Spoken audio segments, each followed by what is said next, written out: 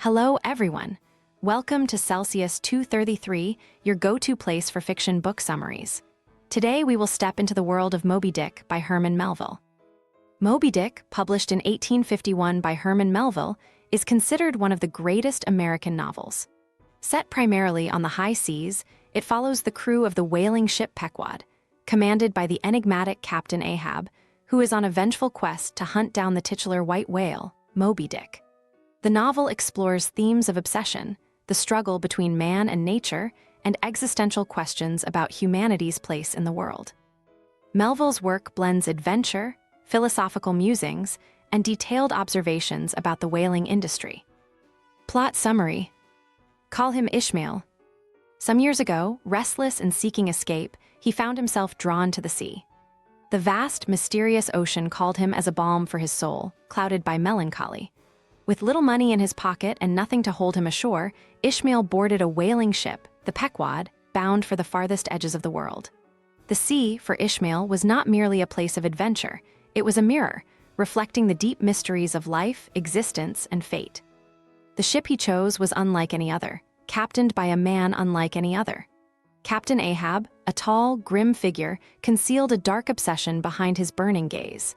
Ahab had lost his leg to a monstrous white whale, Moby-Dick, the terror of the seas, a creature as ancient and impenetrable as the ocean itself.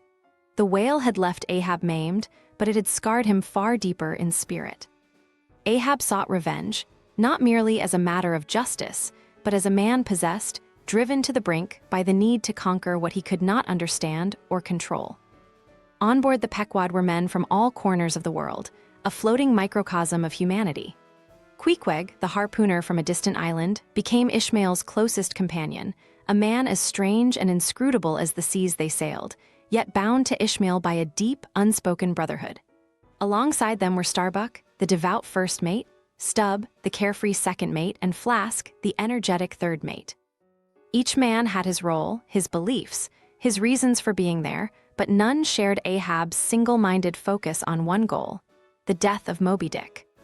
As the ship set sail from Nantucket, the true nature of their voyage slowly unfolded. What seemed at first like a typical whaling expedition was revealed as something far more dangerous. Ahab's orders were not merely to fill the ship's hold with oil from captured whales, but to hunt down Moby-Dick. The captain spoke little, but when he did, his words were filled with a fire that unnerved even the most seasoned sailors. Starbuck, a deeply religious man, tried in vain to dissuade Ahab, warning him that vengeance against a creature of nature was blasphemous. But Ahab would not listen. His was a mind fixed on one goal, and nothing could turn him from his course.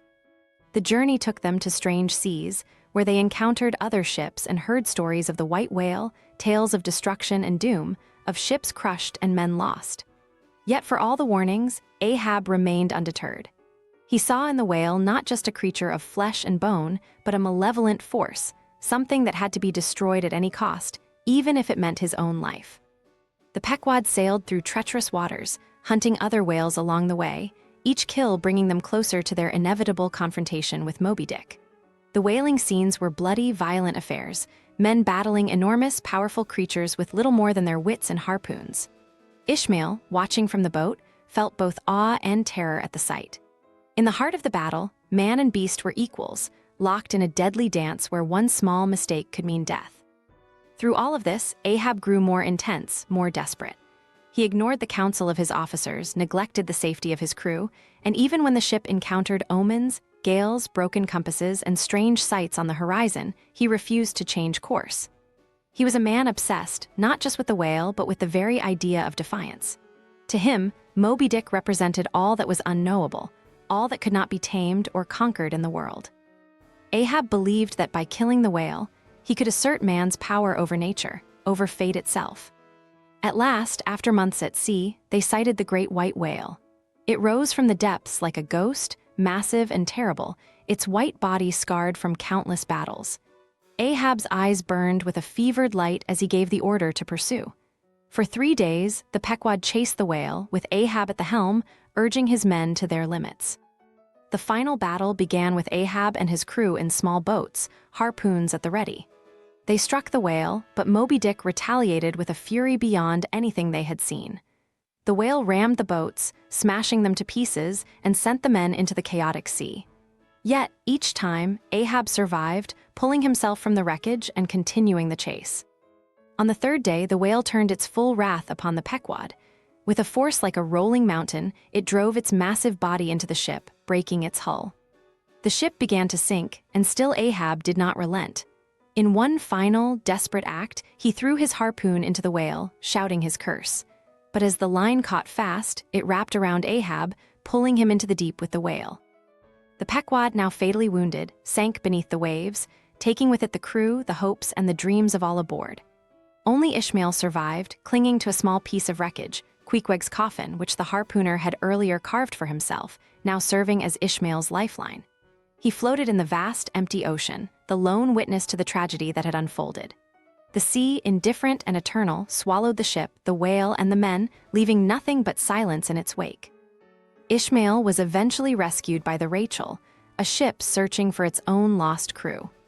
As he drifted, waiting to be found, he reflected on the fate of the Pequod, the fate of Ahab, and the fate of all men who dare to challenge the forces beyond their control.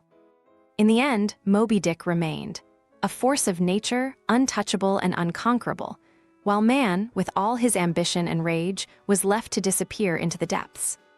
That's a wrap, but the journey doesn't end. Explore more books by Herman Melville. You'll find the details in the description or on Celsius 233. Remember, while our summaries capture the essence, they can never replace the full experience of reading the book. If this summary intrigued you, consider diving into the complete story, buy the book, and immerse yourself in Herman Melville's original work. Bye-bye, take care, have fun.